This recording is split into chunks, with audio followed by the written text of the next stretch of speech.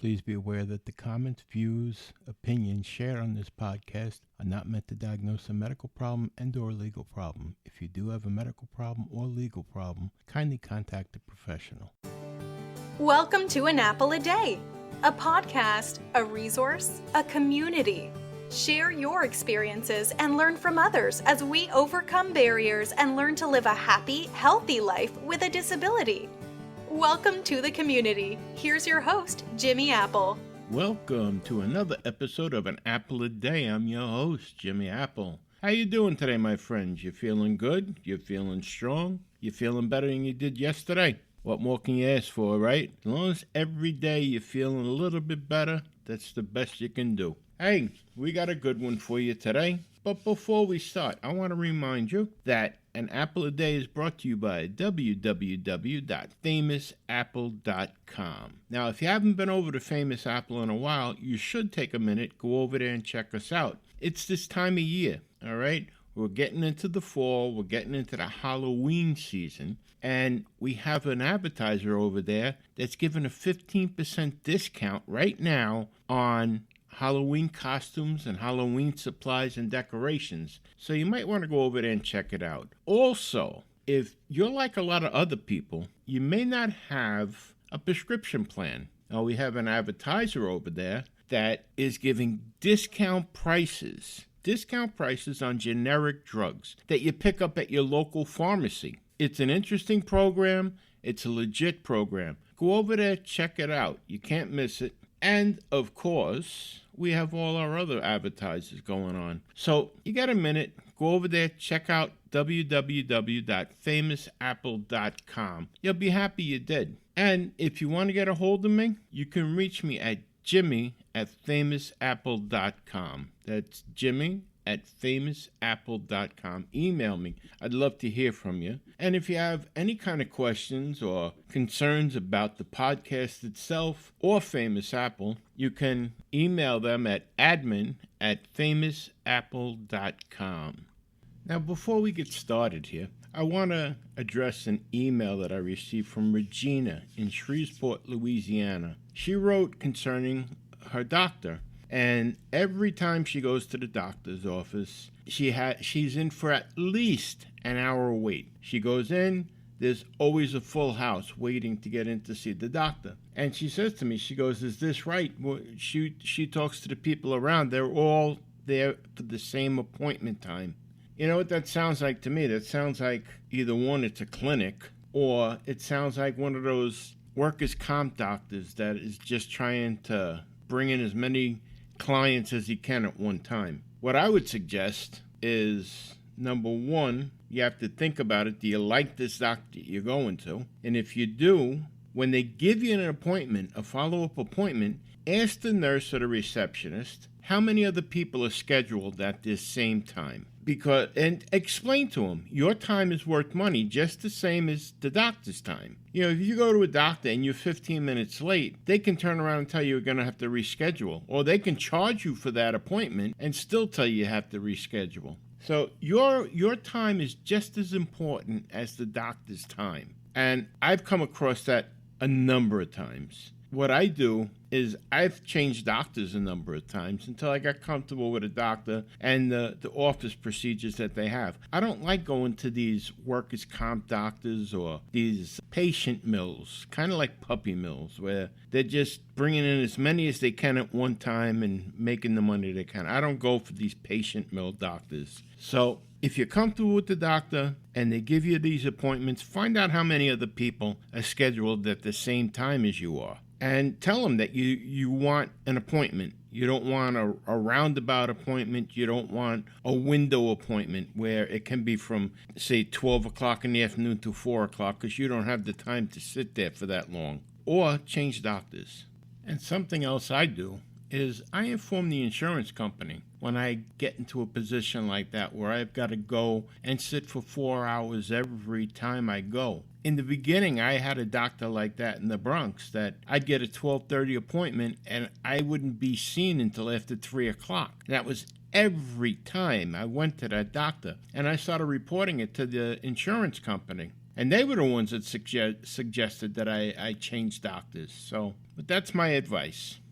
You know, we've talked on this podcast a number of times how disability affects us, the disabled people. But today I want to talk about how it also affects our families and the people around us. We don't really think about that sometimes, but they also have a hard time with our disability, believe that or not. And I also want to talk about money. There's always the problem of money. We receive a check once a month, and you have to live on that check. So we're going to discuss that too. All right, let's get started here, okay?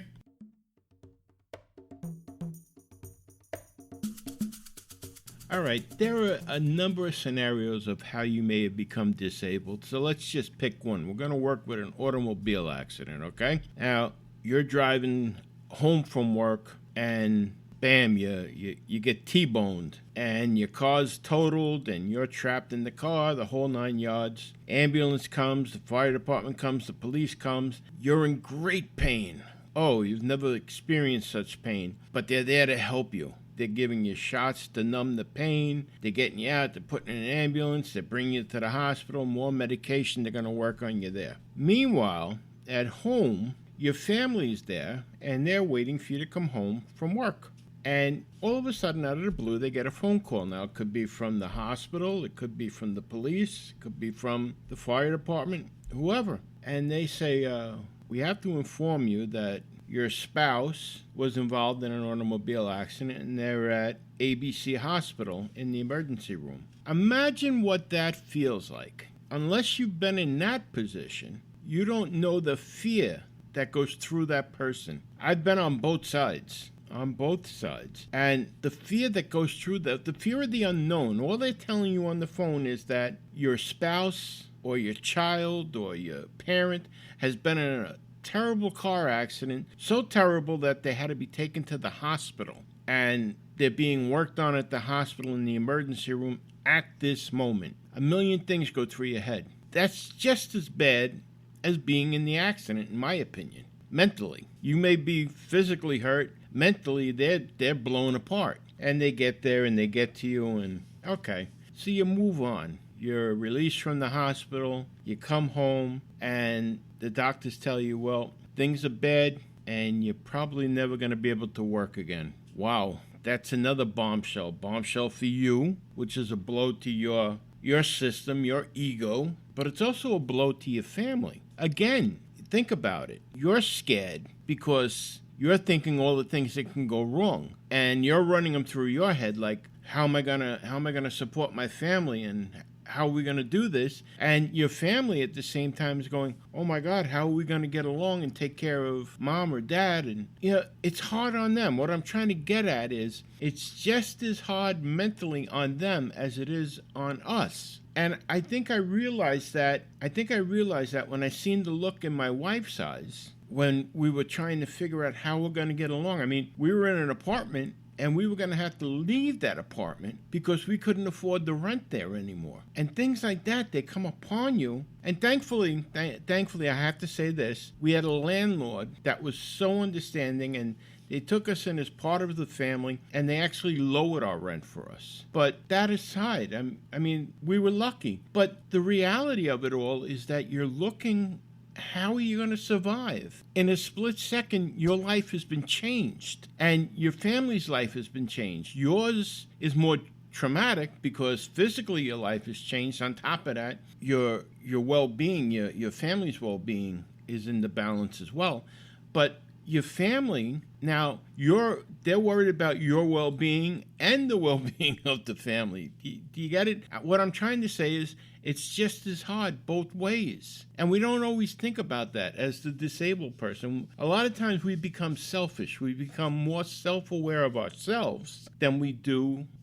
And we don't really take into consideration the other ones around us, if that makes sense. As the disabled person, 99% of the time, we become so absorbed in the pain that we're suffering, the loss that we've suffered, whether it be loss of mobility or body part or eyesight, something like that, we've become self-absorbed in our loss physically that we don't take into account the people around us. And I'm not saying that it's right, but it's understandable to a degree. And the people around us, they're taking all of this. They're taking the weight of the world that they used to split with us, that we used to split with each other, right? I mean, we ran our household. We were partners. Now, all of a sudden, you're self-absorbed with the pain that you're in and the loss that you suffered and the obstacles that are in front of you, and you're leaving the rest, the normal, everyday rest of the things, to your spouse. And that's not fair.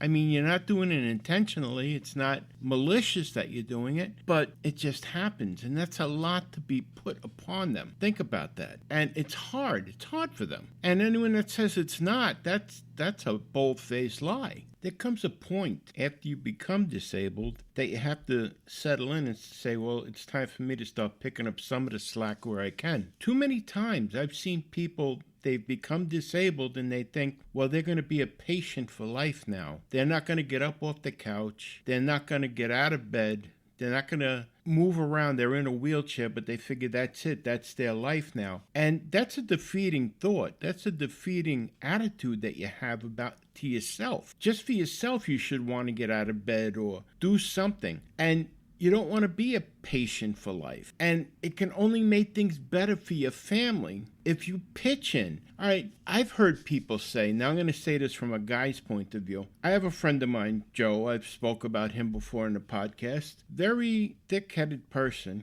And he believes, still to this day, in 2019, he believes in strict gender roles. And he's home disabled. His wife had to go out and get a job. And he refuses to put dishes in a dishwasher. He refuses to put clothes in the washing machine, or the hamper for that matter. He refuses to use a vacuum in the house because he says that's woman's work. Well, you know what? You have to lose that attitude. You have to lose that thought. I don't understand how someone can even think like that. Your marriage is a partnership. Your household is a partnership. Raising your kids is a partnership. He won't even get up to make breakfast for the kids in the morning. His wife has to do it before he goes to work because that's a woman's job. And I believe me, I shit you not, this is this guy's attitude. And I've even said it to him. I said, you're nuts. I said, if I was your wife, I would have left you a long time ago. And he says, that's just the way it is. That's the way he was raised, and that's the way it's going to be. Unbelievable. Unbelievable. But that's the type of thought that has to get thrown out the window at that point. And it's all hands on deck, really, is what it becomes. And it doesn't matter what used to be your job and what used to be her job, because now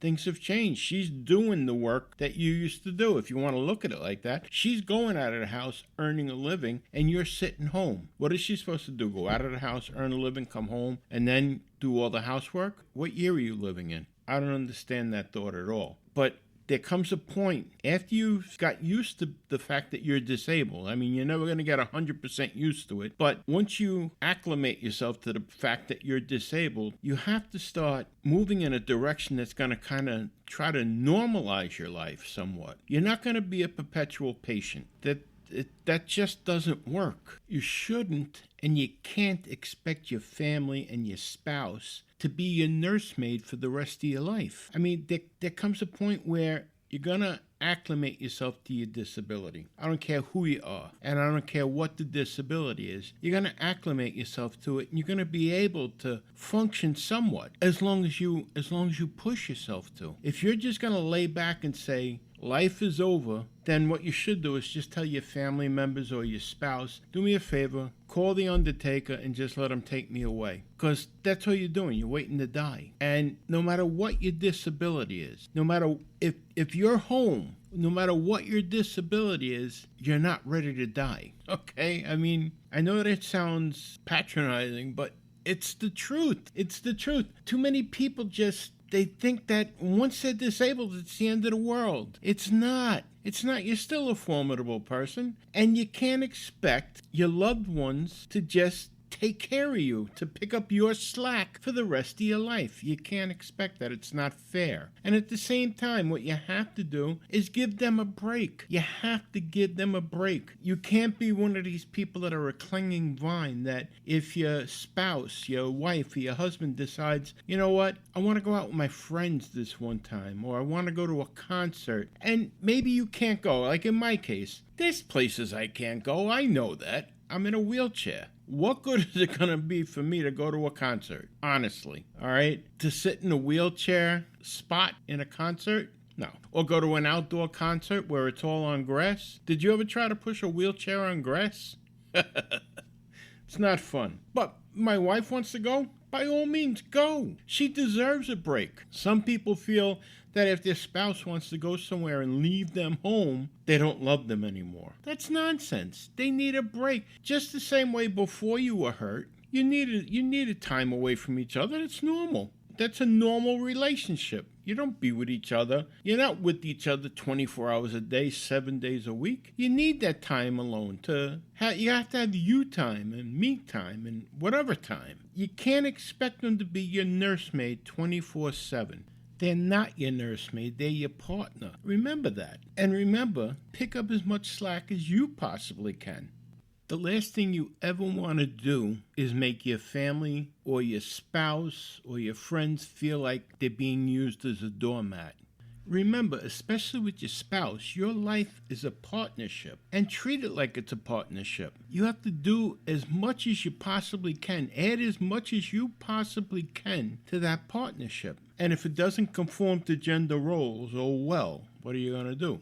Do as much as you can, and be appreciative of what others do for you. That's important. Show appreciation. Don't expect what people do for you. Don't expect them to do it. Appreciate what they do. That's a big thing. Look, over the next couple of weeks, we're going to be talking about this. We're going to be talking about other people that are involved with you, such as your children, how your children act and how different family members act and your friends act with you. And it's important. It's important to have keep all this in mind as you go on. Otherwise, you can become very bitter yourself, because what happens is, everyone's gung-ho in the beginning when you first get hurt, and they mean the best. Oh, they want to help you as much as they can. But after a while, people get to feel like they're being taken advantage of. And not that you are taking advantage of them, but you get lost in your own problems. And they just, people shy away. You've noticed it. I mean, everyone that's disabled has noticed that some people just shy away from you. Some people just can't handle people that are disabled. Some people don't like to help other people. And some people just get tired of helping,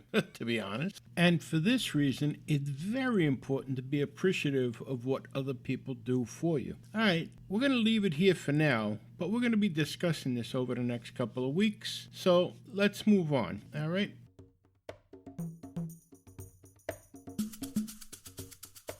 Money. Who doesn't like money? Yeah, that's it, huh? Well, whether you got a third-party settlement from an accident or you got back money from Social Security, that money that you receive is not a lottery win. That's got to get through so many people's heads. That's not a lottery win. That's money to be put away for your future. People look at you and say, well, you had a third-party lawsuit and you got $100,000, so you're on easy street. Easy Street. They give away more than that on Let's Make a Deal if you got a rubber band in your pocket. You know what I mean? But that $100,000 isn't money to play with. I know you've been broke for the longest time since you got hurt. You went through workers' comp and you're living on disability and the money's not the greatest, but you have to learn how to budget your money. Even though you got that lump sum, you can't go out and go wild and crazy with it. It's just not, that's not what it's for. And if you do go out and go wild and crazy with it, where are you going to be a year down the road? You're going to be broke again, if not sooner. And once word gets out that you've received some sort of settlement, boy, friends and relatives come out of the woodwork. You know that. Everybody tells you, oh, remember the time I lent you $5 or $10 or can I borrow this and I promise you I'll pay it back? And they automatically think somehow because you have this money in the bank that they deserve to get a loan from you because for some reason they spoke to you when you were hurt, when you didn't have money. It doesn't make sense. Family thinks that they deserve your money. And what they don't realize, they look at it and say, well, you got a lump sum settlement and you're getting a check every month. But what they don't realize is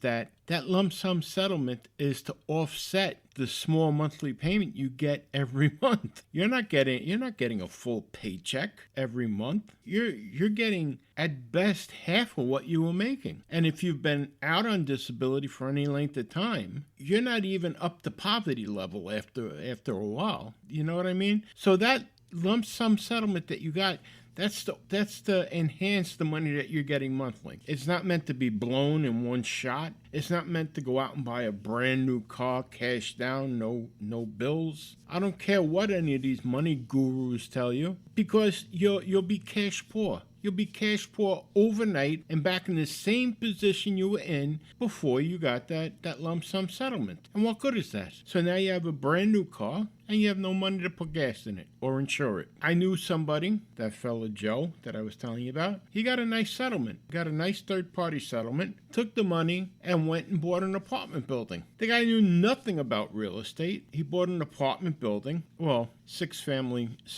house, and he lost his shirt on it. And he was broke. He still is broke today. And he had to claim bankruptcy. And that was within a matter of a year and a half, 2 years of receiving that money. Your best bet is if you get a large sum of money, talk to somebody that knows. Talk to a money manager. Have your lawyer recommend somebody. It's better to have an expert on your side and help you to put that money to work for you than to just take it and say, I know how to do it. It's my money. I want it. And go out and spend it like a sailor on leave. That's no good. Again, you have to think about your future, your family's future, your kids' future. Over the next couple of weeks, we're going to be discussing budgets with everything from your monthly income to if you received a third-party settlement or back money from Social Security. Either which way, we're going to work it out so that you can survive, whether you're just surviving on your monthly payments or you did get a back payment or a lump sum settlement. But it's going to make it easier. And this is from suggestions from people that are actually doing it right now, people that are actually surviving on Social Security. So stay with us over the next couple of weeks, especially with this. And I want to thank you for stopping by today. I really appreciate it. And I want to remind you, no matter what, live life to the fullest. Don't think of the disability. Don't think of disability being the end of your life. It's not. Just live to the fullest. Life has an expiration date. Don't push it, okay? Hey, and remember this. Things can always be worse. That's right. Right now, there's somebody somewhere who wishes they were in your position. So things can always be worse, my friend. Thanks again for stopping by today. You've been listening to An Apple a Day. My name is Jimmy Apple. Have a great weekend, and I'll talk to you next week. Have a good one, my friends. Thanks for listening to An Apple a Day with Jimmy Apple, your gateway to a happy, healthy life. Join our community at www.famousapple.com. See you next time.